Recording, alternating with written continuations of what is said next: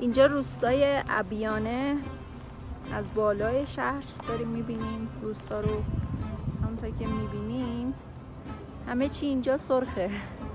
هتل رستوران ابیانه است که شب قشنگ کلا نورش قرمز بود و سرخ.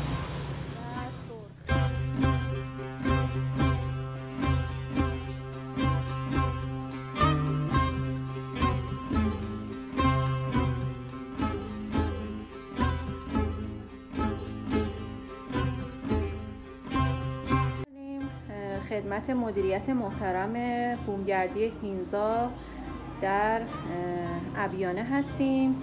حالا ازشون میخوام بپرسم که راجع به مجموعه‌ای که دارن برامون توضیح بدن و صحبت بکنن. سلام خانم نعمتی، خوشحال شدیم که در خدمت شما بودیم. منم خوشحال شدم. مرسی از مهمون پذیراییتون. خواهش میکنم. سلامت باشین. لطف کنید در مورد مجموعه توضیح بهمون بدین. بله. درود و سلام خدمت عزیزان هموطن و همدیارم.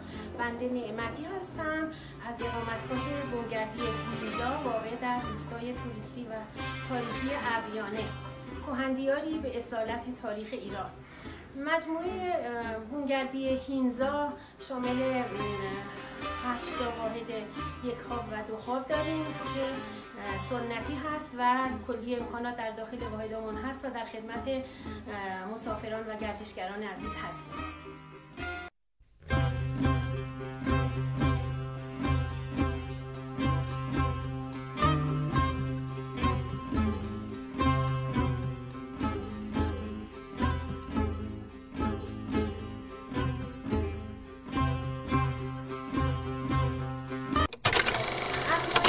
توریستی و تاریخی که در آن سازه ها و بناهای زیادی مربوط به دوران اسلامی، دوران صفویه، ساسانی و سلجوقیان وجود داره. از جمله آتشگاه هارپاک که خوشبختانه برقراره و میتونیم رویت کنیم و چند تا آتشگاه دیگه بودن که اونا متاسفانه به مخروبه تبدیل شدن و همینطور معبد سنگی هینزا در معبد سنگی آناهیتا در منطقه هینزا که مربوط به دوران میترائیسم و آیین مهپرستیه و بعدش هم که خب نیایشگاه زرتشت بوده و اونجا هم در حال حاضر سرپاه، ولی خب احتیاج به بازسازی و ترمیم زیادی داره که انشالله مسئولان فرهنگی رسیدگی بیشتری بکنن به این منطقه انشالله. بله.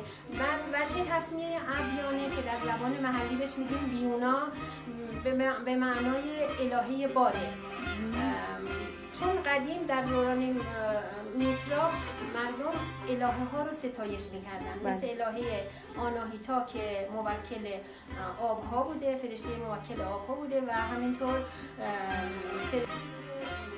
قدرتمند باد و وجه تسمیه ابیانه که در زبان محلی بهش میگیم بیونا هم به همین چیز هست و همینطور اهالی ساکن ابیانه رو ویونج میگن. ویونج. همینطور که مثلا اهالی ساکن یوش رو یوشیج میگن، اینجا هم ما اهالی ابیانه ویونج میگن.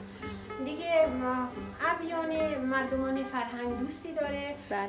بسیار به علم و آموزش اهمیت میدن. از قدیم الایام که آموزش و پرورش حتی به سبک امروز هم نبود، کلاس های اکابر و همینطور مکتب خانه ها دایر بود و خیلی استقبال میکردن و بیشتر دخترانشون حتی بیشتر سفارش و تشویق میکردن که به دنبال علم و سواد برن و میتونیم به زرس قاطع بگیم که ابیانه اصلا بی سواد نداره و همینطور ابیانه مردمان سخت‌کوش، دوراندیش و بسیار اقتصادی داره. در زندگیشون اصلا ولخرجی، اسراف به ریز و به پاش ندارن و به همین دلیل به لطف خدا ابیانه اصلا فقیر نداره. آره. و یه خصوصیت بارز دیگه شون اینه که ابیانه از قدیم الایام به تنظیم خانواده خیلی رعایت کردن و اهمیت دادن، چون که عقیده دارن که ما فرزندانمون رو به این دنیا میاریم، در نتیجه موظفیم به اندازه تواناییمون که بتونیم به تربیت و تحصیل و به مقصد رسوندنشون از دستمون بر بیاد بچه بیاریم، نه اینکه مثلا به دیگه نیروی کار هی بچه بله. بیاریم و مثلا بگیم کمک حال ما خواهم بود. عقیده داریم که بچه ها باید برای خودشون و جامعهشون افراد مفیدی باشن و باعث افتخار پدر و مادر باشن. بچه مردمان با فرهنگی بسیار عالی. آره، از نظر فرهنگی آداب و رسوم خیلی مقید هستن و همین پوشش محلی ابیانه که یادگار دوران زرتشت هست هنوز هم پابرجاه و فرزندان اون از هر جای ایران یا هر جای دنیا که برمیگردن فوری لباس محلی خودشونو میپوشن و به زبان محلی خودمون که پارسی باستان پهلوی دریه صحبت میکنن.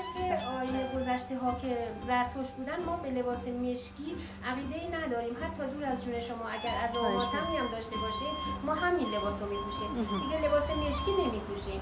در روز عاشورا تاسوعا هم همین لباس محلی خودمون استفاده میکنیم. چقدر عالی. آره.